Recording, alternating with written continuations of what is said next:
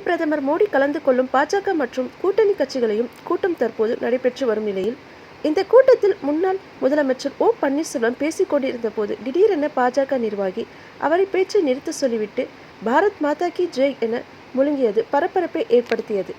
சேலத்தில் பாஜக மற்றும் அதன் கூட்டணி கட்சி தலைவர்கள் இந்த கூட்டத்தில் கலந்து கொண்டனர் என்பது குறிப்பிடத்தக்கது. குறிப்பாக இந்த கூட்டத்தில் டிடிவி தினகரன், வாசன், ஓ பன்னீர்செல்வம், டாக்டர் ராமதாஸ், ஜான் பாண்டியன், சரத்குமார் உள்ளிட்ட பாஜக தலைவரும் கூட்டத்தில் கட்சி தலைவர்களும் கலந்து கொண்டனர் என்பது குறிப்பிடத்தக்கது.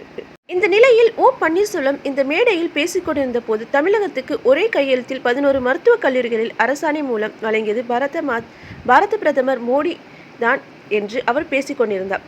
அப்போது திடீரென பாஜக நிர்வாகி ஒருவர் அவரை பேச்சை நிறுத்த சொல்லிவிட்டு பிரதமர் வருவதை குறிப்பிட்டு பாரத் மாதா கி ஜெய், தேசிய தலைவர் பிரதமர் மோடிஜி என்று முழங்கினார்.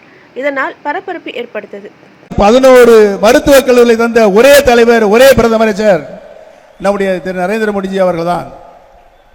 இன்றைக்கு உலக நாடுகள், பல்வேறு வளர்ச்சி அடைந்த நாடுகள், வெளிநாடுகளில் 200க்கும் மேற்பட்ட வளர்ச்சி அடைந்த நாடுகள். நன்றி, வணக்கம் ஐயா. பாரத பிரதமர் நரேந்திர மோடி, பாரத் மாதா கி, பாரத் மாதா கி, பாரத் மாதா கி, பாரத பிரதமர் நரேந்திர மோடி, நமது தேசத்தந்தை நரேந்திர மோடி.